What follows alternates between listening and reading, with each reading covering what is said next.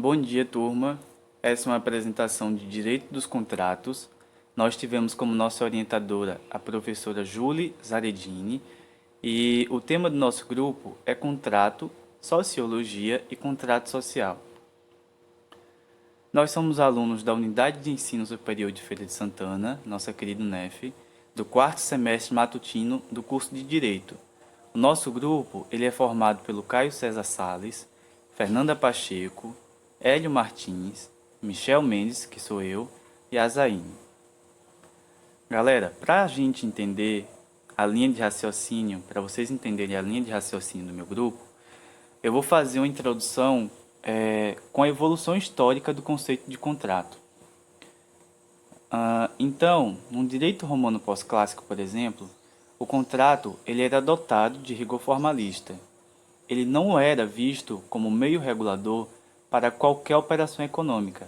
Para cada operação, havia uma fórmula que deveria ser seguida para que essa operação tivesse a proteção do Estado, a proteção estatal. O mero acordo entre as partes, por si só, não era suficiente para criar uma obrigação. Então, sem obrigação, não havia contrato. Ele estava além das vontades das partes. Passados-se alguns anos, já no direito romano pós-clássico, os contratos eles perdem um pouco desse rigor formalista e passam a ter uma nova categoria denominada de contrato solo consenso. É o nosso ponto B do nosso segundo tópicozinho. Esses contratos pertencentes a essa categoria, eles não requeriam formalidade, então bastava apenas a declaração de vontade das partes, que é o ponto C, configurado com a vontade das partes.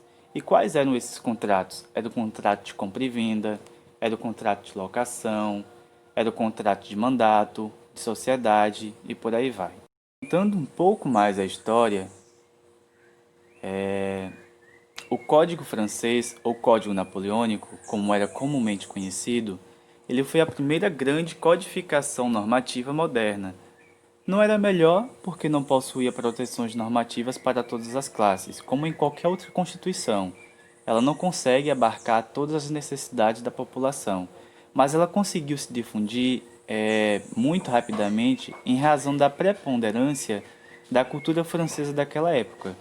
Esse código ele espelha a vitória da burguesia na Revolução de 1789, com suas conquistas políticas, ideológicas e econômicas, e nesse estatuto o contrato ele vai vir disciplinado no livro terceiro, que é intitulado de Diversos modos de aquisição da propriedade, o ponto B do nosso slide.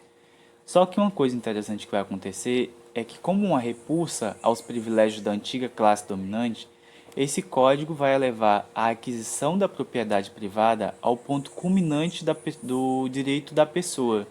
Em outras palavras, o contrato no sistema francês ele é justificado como um mero instrumento para se chegar à propriedade. Ele era um mero meio de circulação de riquezas de uma classe, naquela época, privilegiada, que era a burguesia. E para finalizar, no Código Alemão, que foi editado 100 anos após o Código Francês, as conceituações de contrato elas vão se mostrar um pouco mais avançadas.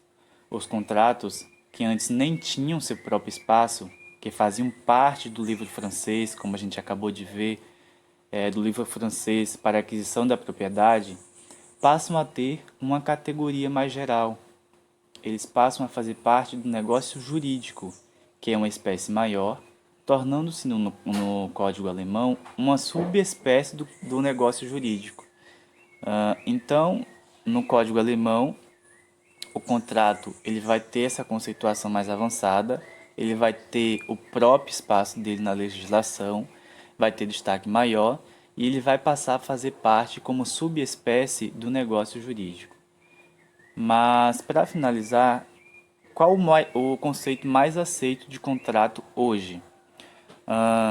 Contrato vai ser um acordo formado por um vínculo jurídico entre duas ou mais pessoas, sujeitos de direito, correspondido pela vontade, destinado a estabelecer uma regulamentação de interesse entre as partes com o objetivo de adquirir, modificar ou extinguir relações jurídicas de natureza patrimonial, que é o conceito que vocês estão vendo aí no slide.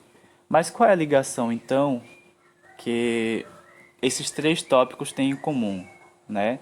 Contrato, sociologia e contrato social. Para a gente continuar com o entendimento, a mesma linha de raciocínio, eu vou falar para vocês qual é o conceito de sociologia.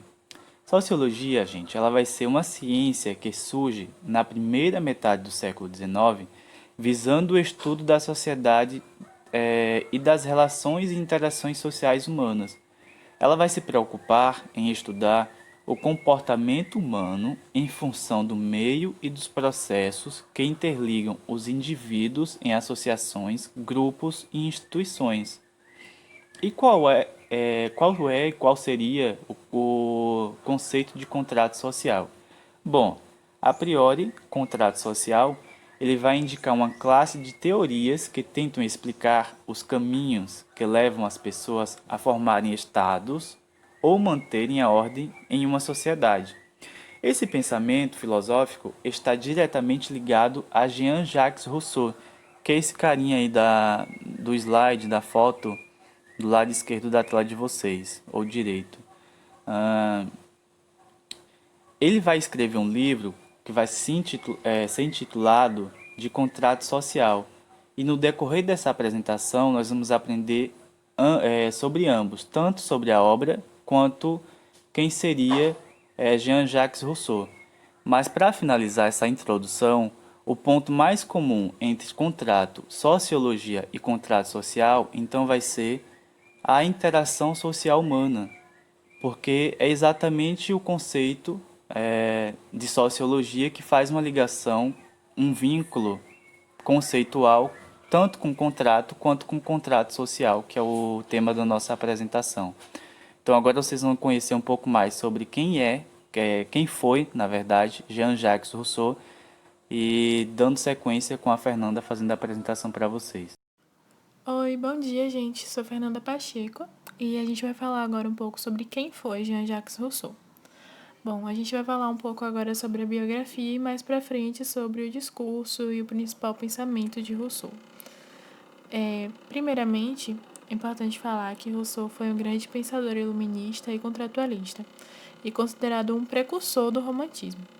Ele nasceu em 1712, lá em Genebra, e, bom, ele passou a maior parte da sua educação tendo ela como responsabilidade o líder protestante, na França, onde morou após se tornar órfão. Ainda transitou entre Genebra e a França durante a sua vida, até que a partir de 1750 ele começou a escrever sobre temas como religião, moral, política e também economia. Ele passou também a ser perseguido pela coroa por sua influência, né? Ele tinha uma grande influência no movimento iluminista. E veio a falecer em 1778 por causas naturais, que foi uma doença neurológica. Bom, as principais obras de Rousseau são o Discurso sobre as Ciências e as Artes, sobre a origem da desigualdade entre os homens, Emílio e o Contrato Social, sendo que as duas últimas são as mais conhecidas. Agora, falando um pouco sobre o seu discurso, um dos principais traços é a oposição a Hobbes, para quem o homem nasce egoísta. Já para Rousseau, ele diz que em seu estado primário, o homem possui traços que são inerentes à natureza humana, que são eles, por exemplo, a virtude, piedade, liberdade, independentemente do meio onde ele esteja inserido. Na natureza não existiria bem ou mal, a moral seria apenas uma convenção social. Oi, turma, aqui é o Michel, o Theo que vocês já conhecem. Dando continuidade à apresentação, talvez a continuidade fique um pouco distinta do que eu fiz lá na introdução, mas é porque eu tive que trocar de ambiente, enfim, aqui tem menos barulhos externos para poder trazer uma qualidade de áudio para vocês entenderem bem o segmento da nossa apresentação, tá bem? Mas dando continuidade, o que é esse contrato social que a gente tanto fala? Qual é o foco principal dessa obra? Olha, primeiro, Jean-Jacques Rousseau, ele foi um dos primeiros filósofos a exteriorizar as ideologias para fazer o homem pensar no conceito de organização de sociedade civil e de Estado, tá bom? Então, esse é o primeiro ponto do nosso slide. Organização de sociedade civil e de Estado. Primeiro ponto da obra do contrato social. E isso é interessante, tá bem? Agora, nessa obra, quando a gente vai ler e ter um conhecimento político maior do que foi o direito, do que foi a política, do que foi a construção de Estado, de sociedade civil naquele tempo, nós vamos encontrar várias frases icônicas do autor, né? E algumas delas a gente já até conhece e às vezes se depara e fala, olha que frase legal, já ouvi, mas não sei de quem é. Então, vou trazer duas delas aqui para a gente comentar bem rapidinho, que é essas duas, que são essas duas. Então, para Rousseau, o homem ele nasceria bom, mas a sociedade o corromperia. Da mesma forma, o homem nasceria livre, mas por toda parte ele se encontra acorrentado. E aí ele fala que por vários fatores, né? Fatores esses que são sua própria vaidade, fruto da corrupção do coração, porque ele fala do estado de natureza e isso a gente vai ver um pouco mais para frente. E o indivíduo ele vai se tornar escravo de suas necessidades, de suas próprias necessidades e daqueles que estão ao seu redor, tá bom? O que, em certo sentido, faz uma referência a uma preocupação constante com o mundo das aparências, do orgulho, da busca por reconhecimento e status. Mas ainda assim ele vai dizer para a gente, olha, apesar de tudo isso, do homem após ele começar a viver em sociedade, aumentar o ego e querer reconhecimento pela aparência, ter um orgulho mais inflado, querer reconhecimento de status, ainda assim ele vai dizer, eu acredito sim que é possível se pensar numa sociedade ideal. Só que aí surge a seguinte questão, né? Como preservar a liberdade natural do homem e, ao mesmo tempo, garantir a segurança e o bem-estar da vida em sociedade? Segundo Rousseau, isso seria possível através do contrato social, né, que inclusive é o nome da obra dele, por meio do qual, por meio desse contrato, seria estabelecido a prevalência, a soberania da sociedade, tá bom? A soberania política da vontade coletiva, ou seja, a soberania da vontade do povo. Rousseau ele vai perceber que a busca pelo bem-estar seria a única motivação das ações humanas e que, em determinados momentos, o interesse comum poderia fazer o indivíduo contar com a assistência de com a assistência de seus semelhantes e, por outro lado, em outros momentos, a concorrência faria com que todos desconfiassem de todos, tá bom? E é o que ele vai chamar de todos contra todos. Até eu não entender essa parte. Explica melhor. Explico. Ele vai dizer o seguinte: tem duas pessoas que fazem venda de vestidos. Um exemplo bobo. Duas pessoas que fazem vendas de vestidos da mesma marca. Essas duas pessoas, por terem um interesse comum, elas vão se ajudar, vão se assistencializar para poder conseguir chegar no objetivo delas, que é fazer a venda desses vestidos.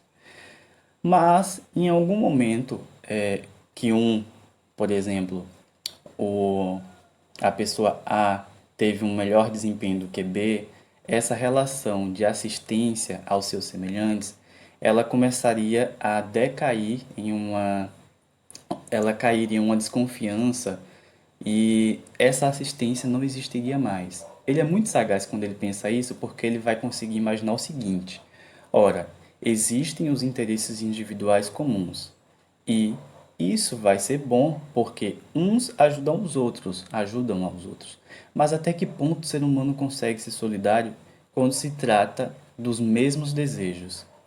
E aí ele chega à conclusão de que a partir de muitos interesses individuais comuns vai surgir o que ele chamou de todos contra todos, que é o nosso ponto aí inicial dessa parte do slide. Tá bom? Só que a partir disso vai surgir também a seguinte dúvida, né? Como que ele vê essa relação de todos contra todos a partir do conflito dos interesses comuns individuais. Ele vai dizer o seguinte: em uma sociedade é preciso definir a questão da igualdade entre todos, do comprometimento entre todos. Caso contrário, o povo entrará sempre, ele estará sempre em guerra, ele entrará em guerra, tá bom?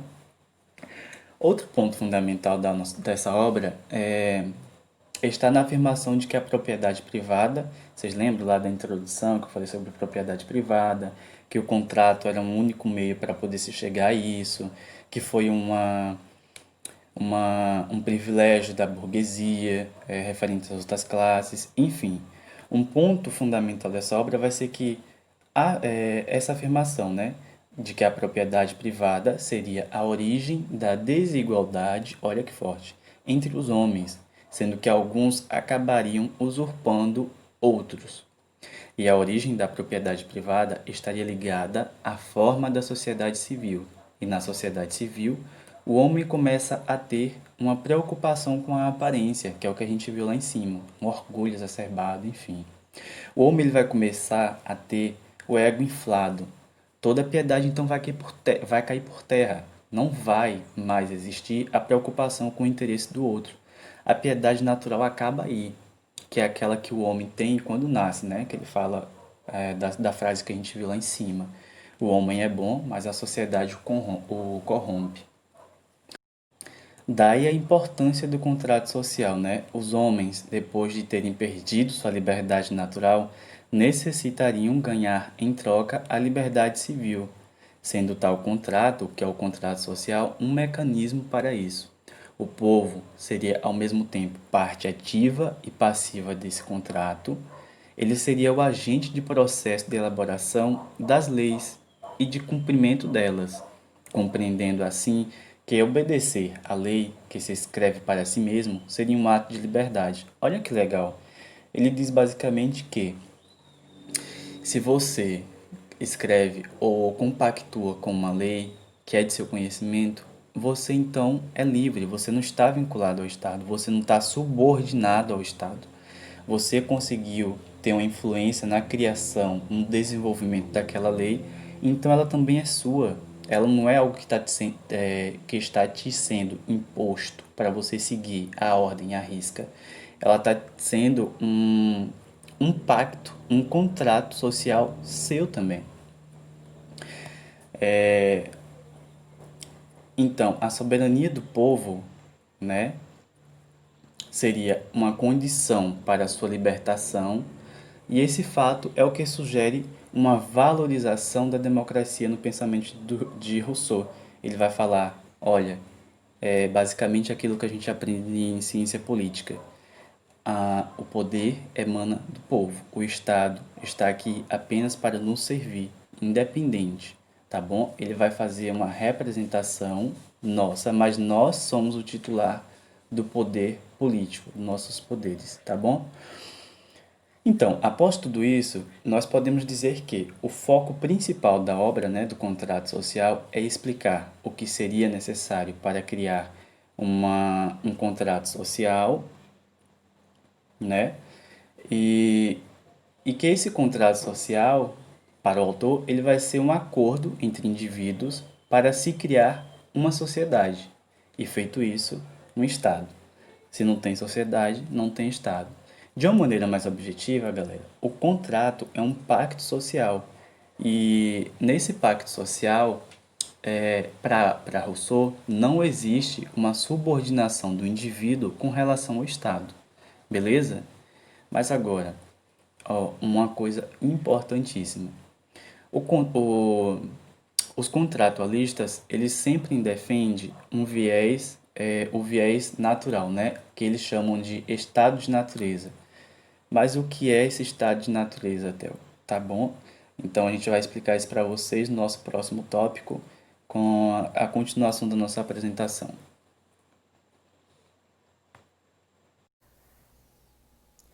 Oi, gente, tudo bem? Bom dia. Meu nome é Zaine Soto e hoje eu vou conversar um pouco com vocês de forma sucinta sobre o estado de natureza, contrato social, o que a gente tem como justnaturalismo e contratualismo na visão dos três principais filósofos que estudaram sobre isso, né? Que é o Jean-Jacques Rousseau, John Locke e Thomas Hobbes. Vamos falar agora sobre o estado de natureza para vocês entenderem um pouco do início de tudo, como a gente chegou na sociedade que nós temos hoje. E tudo isso partiu do estado de natureza. O estado de natureza, ele é identificado como a forma em que o homem e a sociedade se encontravam antes de existir qualquer organização político-social de estado civil. Essa referência, ela é feita porque essa expressão passou a designar um momento, um tempo da vida em conjunto, onde os homens, eles seguiam apenas as leis da natureza. Não existiam as leis civis que a gente tem hoje, entendeu? Eram apenas leis da natureza. Uma das características mais marcantes que a gente tem desse tempo é a ideia de que os indivíduos, eles viveriam isoladamente ou então organizados em pequenos grupos familiares e seriam dedicados apenas à sobrevivência. Seguindo as leis da natureza, eles iam ser dedicados apenas à sobrevivência, né? Não ia ter outro tipo de trabalho. Eles apenas iam se preocupar em sobreviver, em plantar, em caçar e fazer coisas voltadas para a sobrevivência dele, do indivíduo por si só, né? Ou do grupo em que ele estava inserido. Esses indivíduos que eles viviam nessa pré-sociedade, né? Eles viviam seguindo sua liberdade natural, iguais, e não tinham nenhuma construção social ou cultural, como a gente tem hoje, né? Os preconceitos, as diferenciações, desigualdade entre sexo e classe, entre sexos e classes, mais ou menos isso, assim. E agora a gente vai falar um pouquinho sobre como cada autor identificava o estado de natureza. Esses diferentes autores, eles propõem diferentes argumentos sobre como era esse funcionamento do estado de natureza ou como eles acreditavam que era o melhor funcionamento. Eles vão explicar o que é o estado de natureza e depois eles dizem, na visão deles, como seria o melhor funcionamento, sabe? Como funcionaria de melhor forma. Vamos começar por Thomas Hobbes. Hobbes, ele afirmava que o estado de natureza nada mais era do que qualquer situação onde não existisse governo. Em tese, né, teoricamente, os seres humanos, eles dominariam a natureza, mas encontravam nos seus iguais, nas pessoas as quais conviviam, grandes rivais, eram os predadores naturais uns dos outros. E dessa forma, no âmago, né, da pessoa, o indivíduo, ele ansiava violência, porque se comportavam como animais mesmo. As vontades dos indivíduos em estado de natureza, elas geravam várias disputas, e nessas disputas muitas pessoas morriam. Por consequência, poderiam levar à morte de uma das partes dentro desse conflito. E diante dessa análise que Hobbes fez, ele disse a famosa frase que nós todos conhecemos, né? O homem é o lobo do homem. Diante da necessidade de segurança e principalmente do receio, sabe, das mortes violentas, os indivíduos, eles preferem abrir mão do direito de liberdade e igualdade, né, que foram dados pela natureza, e assim eles decidem viver um pacto, um contrato social, onde esses indivíduos passaram a estar submetidos a um governo que podia, através das leis, garantir a eles uma vida com segurança, para que eles não fossem submetidos novamente a essa violência explícita, né, que eles viviam. Para Locke, ele entendia que os seres humanos em estado de natureza, John Locke, para ele os seres humanos em estado de natureza não vivem em guerra. Eles tendem a viver de forma pacífica, good vibes, numa boa, por condição de sua liberdade e igualdade. Para ele, Locke dizia assim que ser livre é ter a liberdade de ditar as suas ações e dispor de seus bens e de todas as suas propriedades de acordo com as leis regentes. Dessa forma, não ser sujeito à vontade arbitrária de outros, podendo seguir livremente a sua própria vontade. Só que o indivíduo em estado de natureza, por seus desejos e por sua liberdade, ele acabaria entrando em uma disputa com os outros, querendo ou não. E como cada uma das partes defendia o interesse próprio, surgiu a necessidade, entendeu, da criação desse poder mediador, a qual todos se submeteriam, e o Estado passou a cumprir essa função mediante o contrato social, depois do contrato social. E disso a gente conclui, a gente não, né? Locke concluiu que onde não há lei, não há liberdade. essa parte que ele falou que ser livre é ter liberdade de ditar suas ações e tudo mais, foi no início desse estudo dele, desse levantamento que ele fez. Rousseau, ele se posicionava de uma forma bem distante, na verdade, bem diferente dos demais. Para Rousseau, ele acreditava que o indivíduo ele seria feliz e livre de forma que viveria isoladamente dos demais, sabe? Ele chamava do bom selvagem, é o que a gente conhece como o bom selvagem. Ele era inocente e incapaz de praticar o mal com os outros.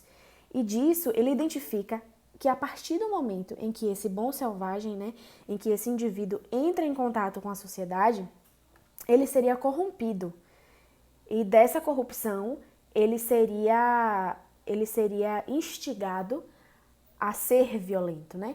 Com o surgimento da propriedade privada, que é o motor gerador de desigualdades e violência, o homem passaria a se comportar da forma em que os outros filósofos diziam que era, sabe? Que eles eram movidos à violência, que o estado natural era a violência. Para Rousseau, não. Para Rousseau, o estado natural é o bom selvagem, aquele cara pacífico, pacato, de boa, tranquilo. E ele diz, no caso ele conclui, né, que o homem nasce bom e a sociedade é o que o corrompe. No caso, o contrato social era o que corromperia o homem, porque ele vivia livre, tranquilo, na propriedade dele lá, voltado para a sobrevivência, e aí do nada, propriedade privada, contrato social, leis. Disso, ele começa a gerar lá, na mente dele, no coração, coisas voltadas para desigualdades e violência, porque a gente vem rico, pobre e todas as questões sociais que a gente já conhece e que a gente já discute. Olá, bom dia. Eu me chamo Hélio e eu falarei agora um pouco sobre Thomas Hobbes, um dos contratualistas. Bom, a sociedade é o produto de um acordo de vontades. Tomando como base a oposição dos chamados contratualistas aos adeptos da teoria de que a sociedade é formada por um impulso natural que os seres humanos têm de permanecerem juntos, vem essa frase que a sociedade é o produto de um acordo de vontades. E isso enseja no significado de contrato, levando a entender que as teorias contratualistas têm uma relação direta com o direito contratual. Pois se os homens se uniram por um acordo de vontades, as demais relações de suas vidas se ligarão diretamente com inúmeros vínculos contratuais. Guerra de todos contra todos. Uma famosa frase extraída do pensamento de Thomas Hobbes. Por quê? Thomas Hobbes falava do estado de natureza, em que basicamente o homem era mau em seu estado de natureza, mas mau no sentido de primitivo, desordenado, sem limite, sem governo, sem uma estrutura sólida para viver em sociedade. Era egoísta, era individualista e todos viviam uma guerra constante contra todos para protegerem suas vidas, as coisas que tinham, porque eles não tinham nenhuma organização social, portanto eram inseguros e eram iguais em sua naturalidade. Não, como eu falei, eles não possuíam segurança de seus bens, não possuíam nada que lhes desse segurança. Razão humana para a criação do contrato social.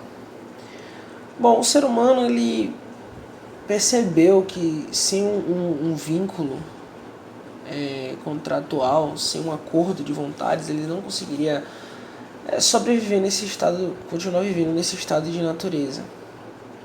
Então o ser humano usou a razão humana, para criar um contrato social, um vínculo que libertaria eles, os seres humanos, da insegurança, da sua própria maldade, ganância, sua falta de organização, do seu egoísmo. Então, Thomas Hobbes criou duas leis fundamentais. A primeira lei: cada homem deve esforçar-se pela paz enquanto tiver a esperança de alcançá-la. e quando não puder obtê-la, deve buscar e utilizar todas as ajudas e vantagens da guerra. A segunda lei, cada um deve consentir, se os demais também concordam, e enquanto se considere necessário para a paz e a defesa de si mesmo, e renunciar ao seu direito a todas as coisas, e satisfazer-se em relação aos demais homens com a mesma liberdade que lhe for concedida com respeito próprio. Essas duas leis, elas são a base legal para a formação do contrato, e a partir daí os homens celebrariam um contrato social, transferindo direitos mutuamente, puramente conscientes de seus atos e concordantes com as cláusulas contratuais. E eles fizeram isso transferindo a sua liberdade para o Estado, para que o Estado exercesse esse poder de organização, poder de decisão, poder de segurança, para que os indivíduos tivessem segurança de seus bens. O Estado ia oferecer essa segurança. Relação do direito contratual com a teoria contratualista de Hobbes. Bom, em relação ao direito contratual,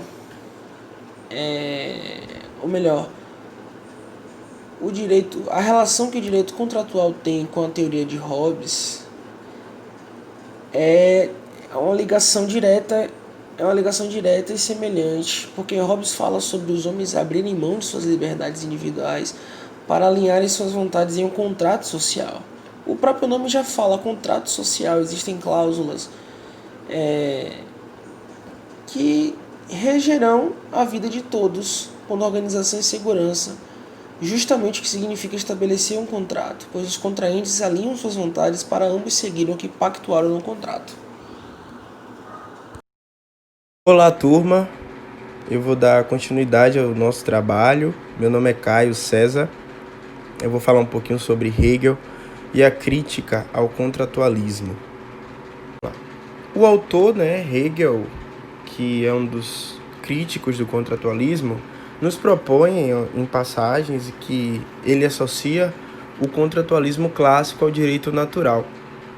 E como já foi dito pelos colegas, essa ideia que foi utilizada por outros contratualistas, de que as pessoas surgem de um estado de natureza próprio, que você tem o Rousseau, com o contrato social, que diz que o homem nasceu livre, mas está acorrentado por toda parte, E para Hegel, o contrato social acaba justificando isso que ele, o próprio Rousseau, deplorava no início, porque ele defende uma liberdade, digamos que, passional, Porque, por exemplo, imaginemos um mundo em que as pessoas se encontrem em um estado de natureza, sem leis ou normas sociais, cada um se virando por si mesmo, na competição pelos recursos da vida. É tentador enxergar isso como uma condição de liberdade perfeita, Afinal de contas, não existem limitações do tipo social, nenhuma lei, costume, e a vontade dos indivíduos é a única autoridade governando aquilo que deveriam fazer para satisfazê-las. Então, o estado de natureza ele inclui outros indivíduos, E igualmente ali tensionados a satisfazer os seus desejos e competir pelos recursos do mundo, enfim. Então, para Hegel, a existência dos outros é a primeira limitação da nossa ação. Por exemplo, competirei com o outro pela coisa que eu desejo e em condições de escassez, em que somente um de nós poderá ter aquilo de fato, essa competição ela acaba assumindo os contornos de uma guerra. Aí a gente entra na questão do Hobbes, a luta de todos contra todos, E parafraseando o próprio Hegel, é uma luta de vida ou morte pelos recursos que nós necessitamos. Então é esse o exame crítico do Hegel, A liberdade verdadeira, E a gente pode falar aqui da contratual, ela não envolve apenas fazer o que você quer, ela envolve intenção, vontade, leis, instituições e, obviamente, por fim, envolve a aquisição daquilo que você quer. Vamos lá. Aqui, a adesão do contrato. Bom, como eu falei, os primeiros contratualistas, né, como Hobbes, Rousseau e outros, pensaram numa lógica de adesão conjunta de contrato. E Hegel critica isso por não acreditar que exista congruência entre o consentimento coletivo e a própria liberdade individual. E essa liberdade estaria atrelada não na noção do eu, do imediatismo, do autoconhecimento, mas na visão de Hegel, é uma liberdade atrelada a características sociais da vontade, que inclui a própria liberdade jurídica, né? Então, vamos lá, a filosofia hegeliana. Bom, na filosofia hegeliana é muito perceptível como ele atenta para a impossibilidade de você sustentar uma liberdade individual da própria ação com os outros indivíduos, com a ideia do naturalismo. E porque o homem, né, no seu estado de natureza, ele tende a coagir o outro, a dominar o outro. Logo, o homem, em seu estado de natureza, ele não goza de fato da liberdade humana, segundo Hegel, né? Ou ele é livre, ou ele está em seu estado de natureza. Por isso que, para Hegel, gozar da liberdade é justamente quando se tem regras, leis, limitações e deveres a seguir. Bom, o que pensa Hegel de fato, né? Então, é justamente isso que Hegel vai criticar, né? O homem numa posição isolada, né? Achando que está desfrutando da sua liberdade, né? Hegel entende que a aptidão para você celebrar um contrato não acontece automaticamente, ou seja, o homem ele precisa reconhecer a liberdade humana e ter a vontade e o interesse em agir de tal forma, ou seja, é preciso reconhecer os direitos e reivindicações dos outros se você quiser ter direitos e reivindicações próprias, né? Você precisa ter o senso obrigacional. Então é isso, gente. Esse foi o nosso TDE, o nosso trabalho. E encerramos por aqui. Muito obrigado a todos.